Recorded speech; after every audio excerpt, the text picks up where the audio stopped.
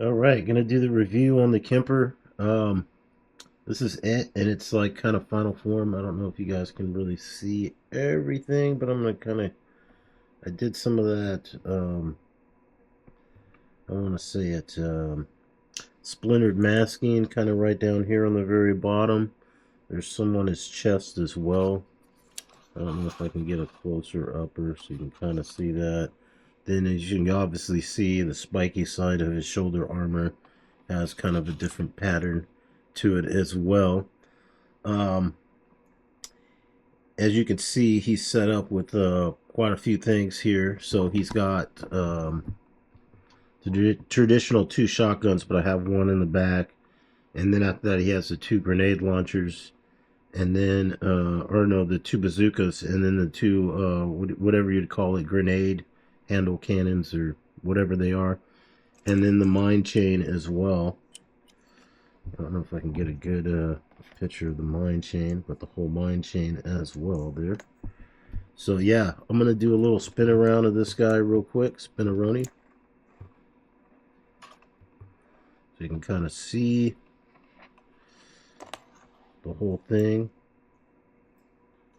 Kind of just by itself here. Should just take this mine chain off because it's going to cause some problems.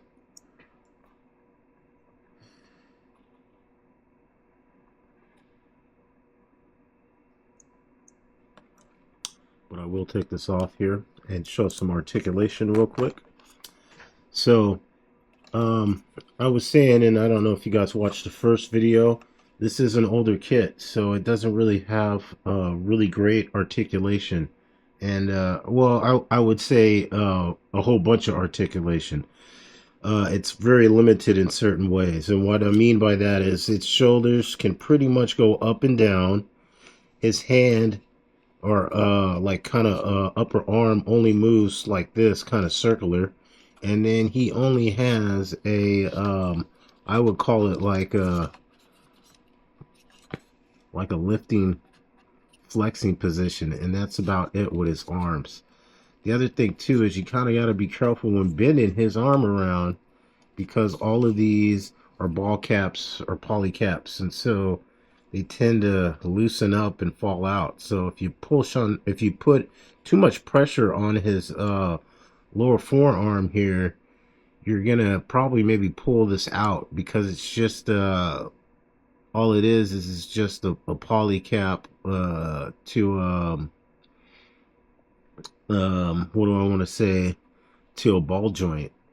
So you got to kind of be careful when maneuvering some of his stuff around because it might just slip out. But I've kind of tightened some of it down. The other thing too is his legs, for example. You can see there's like this rocket right here, right? Or a jetpack right here. And it really takes away from his mobility to bend. So that's about as far of a bend as you can get with old school Kemper. So he doesn't really have a lot of mobility, but I mean, posability wise, he doesn't really have as much mobility. But I mean, you can probably get him in, let's see if you can get him kind of in a squatting position here. If I want like that, and I want like that. Not really, kind of, sort of, I would say. But not really. Because see, his leg will not bend down as much, so you can't really even do that. So, I don't know. I mean, he's mainly in a stand-up position, and that's pretty much it for this guy.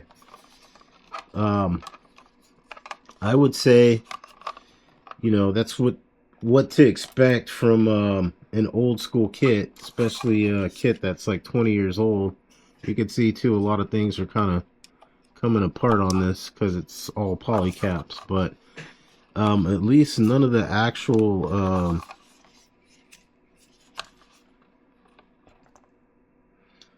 at least it was just weapons and not actual pieces of the armor. So I'll take that for what it is.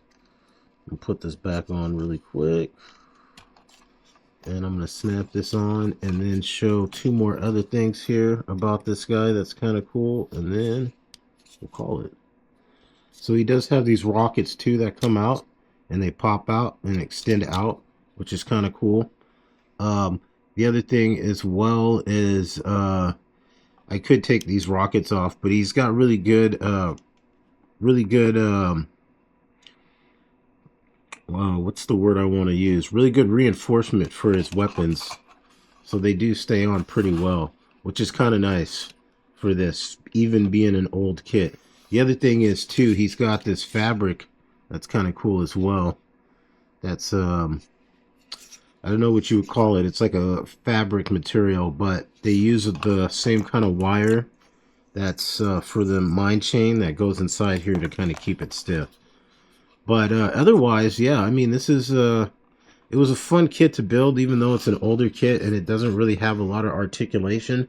But it is a really cool design, you know. I mean, for how old it is and what it is, it was a really cool design. And, you know, I wasn't expecting a lot when it came down to articulation with this thing.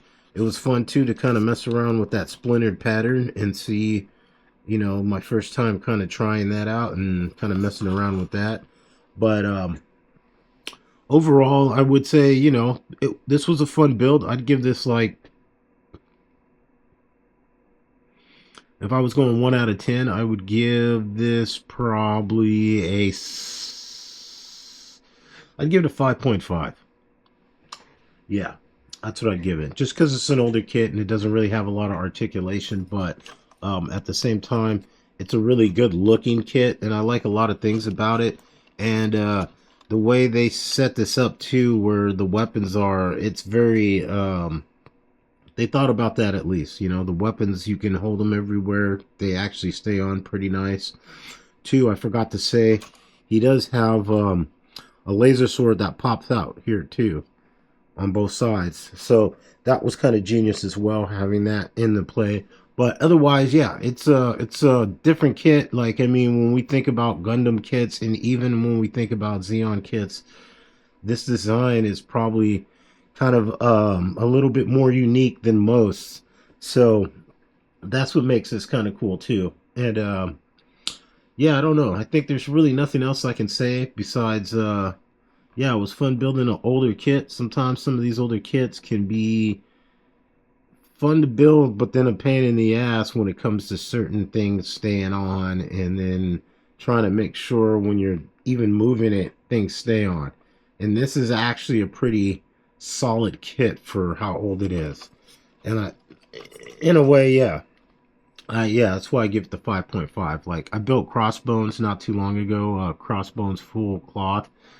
And I thought that was all right, but there was quite a few pieces in there that were a pain in the ass. And even now, like his, you know, his wings and stuff for his cloth is on there, but then his like little shoulder pieces, I always have a hard time trying to keep those suckers on. And how they design that, it's just, it's a pain in the butt. Maybe one day I'll do a review on that and really let you know what I mean by that.